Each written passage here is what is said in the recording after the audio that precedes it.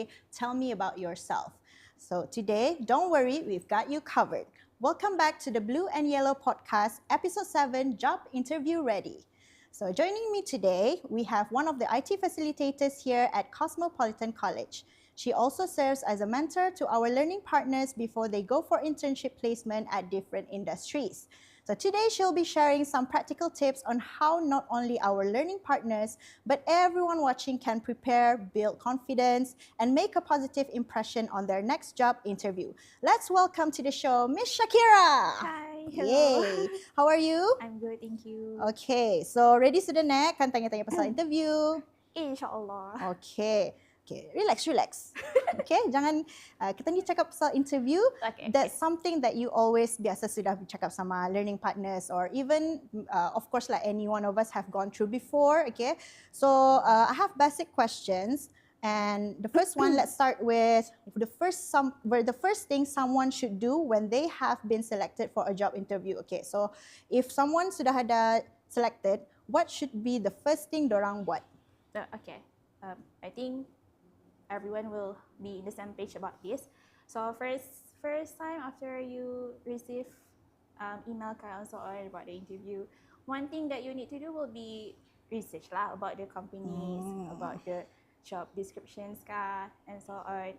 And then you can prepare your CV, your all your qualifications, sijil and susun properly. And then after that, you can prepare for the next one lah.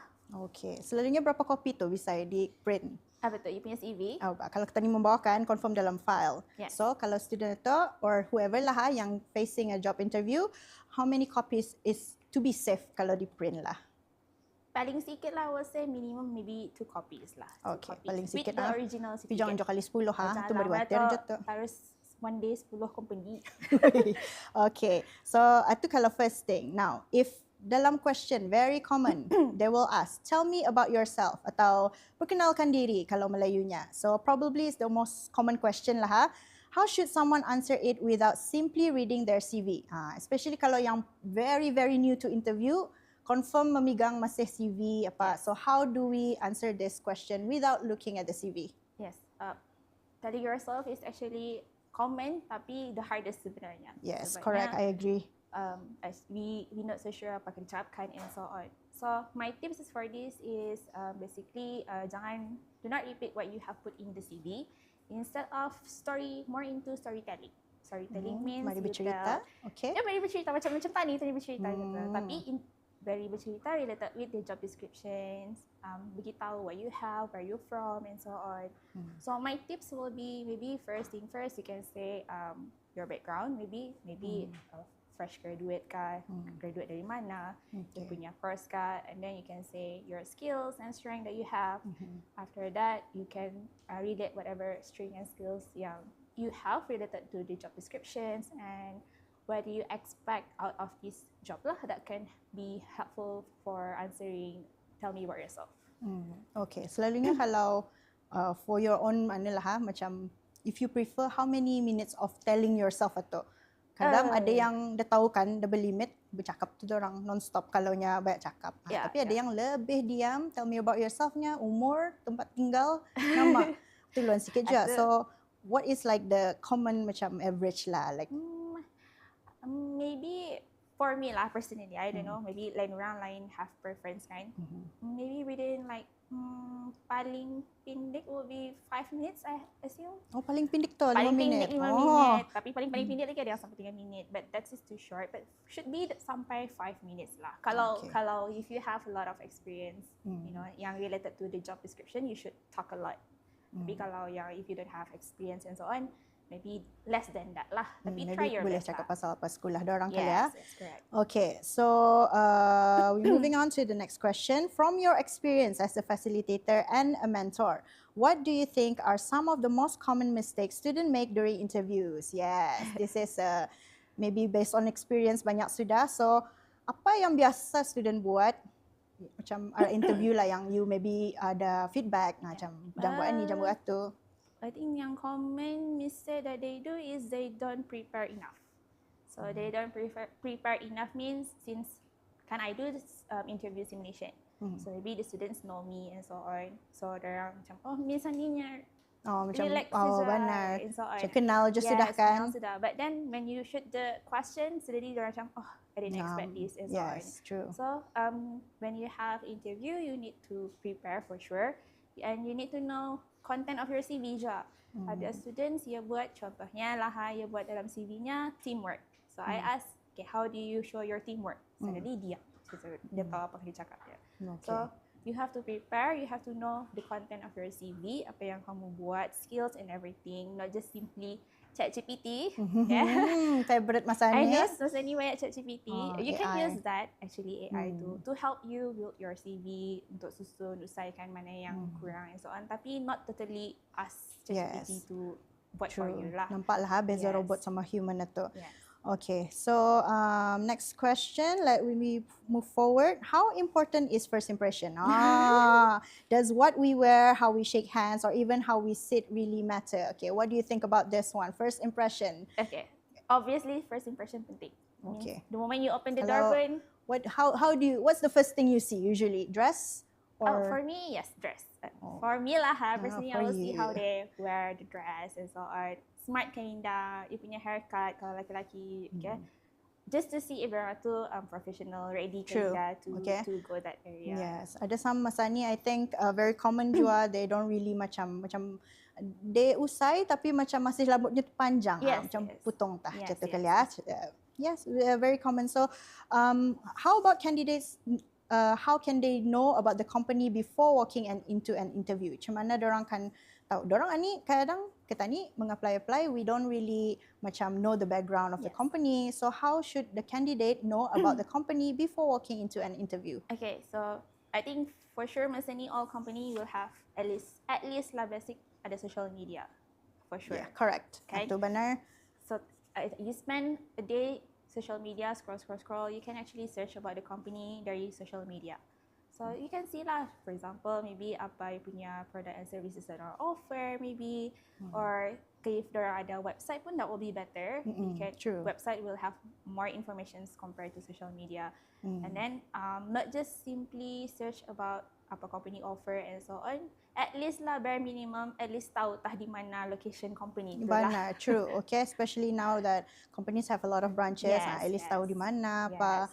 Okay, so what should we, kalau kita ni ada macam, what should we do when we don't know how to answer an interviewer's question? So kalau kita ni kan nervous kan sudah, so memang hilang lah apa yang dia hafal itu for sure. So kalau anda tahu jua, anda terklik at that moment, what should we do? Okay, so for sure, we are human. Okay, tani ni manusia. Nervous itu memang common. Okay, we are not robot lah for sure. Okay, so try first thing first, kalau anda sure apa dengan soalan tu, try yourself to calm. Okay, take a deep breath first. And then it's okay to take a moment ataupun a second to think. Macam janganlah lulun ketara nampak yang you are actually thinking. Tapi you can actually take a moment, a second to think, and then after that answer. Kalau sekiranya macam masih juga like indah ada jawapan, indah tahu and so on, you can actually be honest with the interviewer. Yeah, pasal dorang will not expect tani tahu semua sekali. Exactly, kan? So it's better to tell them honest, but jangan begitu yang belum tahu. Ada confident lah sedikit. At least you tell them, for example, contohnya maybe dorang akan tanya if you have used this software before, contohnya lah. And then you never use it, tapi you heard of it. So you can tell in proper way yang you never use it, tapi you have heard about it and you are willing to learn. Yes, correct. Itu very important tu, willing to learn atau jangan cuba gitu anda mau atau benar. Jangan nama tu. Anda maunya. Okay.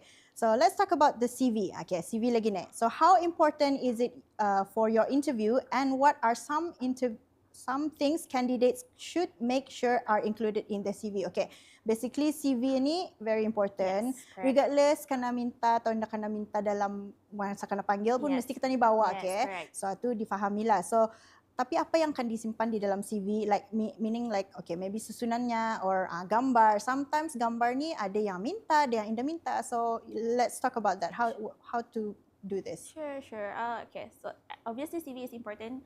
That is consider your first impression kalau akan apply for kerja. Sebab the interviewer or the company will check dari CV dulu. So dari CV, if there is something that is good about you or something yang make them curious, then they will call you for interview. Okay, so the format, ini actually sebenarnya banyak formatnya CV ni. If you look Benar. Google, Ni lagi musim AI, so exactly, yes, it's a very lot. banyak the format. Okay, so put aside the format, the important things yang mesti ada is your profile, obviously, about yourself, your introductions lah tu and then your education, okay, your background, and then your experience as well. Kalau anda pernah bekerja, especially for students, it's okay. You can include maybe if you have any join maybe group project volunteer inside your CV, that could be very helpful for them juga. Okay. And then other than that, you can put any maybe certification if you have, kalau ada join mana yang lain and so on. Tapi put it in proper format, proper heading and so on. And paling penting, letters paling di atas. Yes, correct. Okay, itu yang kan di-highlight tadi pasal selalunya orang buat yang lama pulang dulu salah, patutnya latest, memang latest di atas. Tapi kalau what if orang tu terlalu banyak experience-nya, sana sini join, okay, training join itu ni. So, how should they limit what to input inside it? Okay, maybe ada yang very active kali lah. Okay, so what that person can do is just put something that are related with the job lah. Job, you punya scope kah, or you punya skills kah. Even though sometimes kadang-kadang you punya maybe certification itu is out of the job description tu. Yes. Tapi kalau sekiranya if that certification ada sedikit boleh helpful for them, boleh support orang punya job tu in the future, then you can put. Tapi kalau sekiranya macam yang extra yang nada related itu, you can put it aside lah. Yeah. But if sekiranya during the interview they ask you, then you can tell. True. Is there any time ke tu, macam maksudnya time macam every 5 years kah, do they need to put yang 10 tahun masih dalam atau for the certification, I don't really recommend to put yang 10 tahun. I prefer put yang latest sebab you know everything nowadays we're living in modern world, so berubah-ubah, kadang-kadang apa yang 10 tahun dia lagi apply now and very so true. on. Correct. So kalau boleh yang latest lah, you put yang latest one.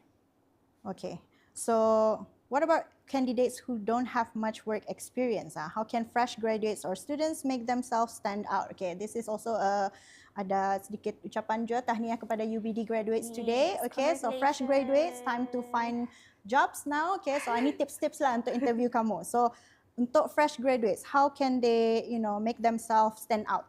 Okay, so I think for sure for fresh graduate will be struggle for them. Again, they are competing with those yang 5 years experience and so on. So, but it's okay, no worries. Okay, no need to macam feel, dia dapat ni, so orang tu 5 tahun, 10 tahun and so on.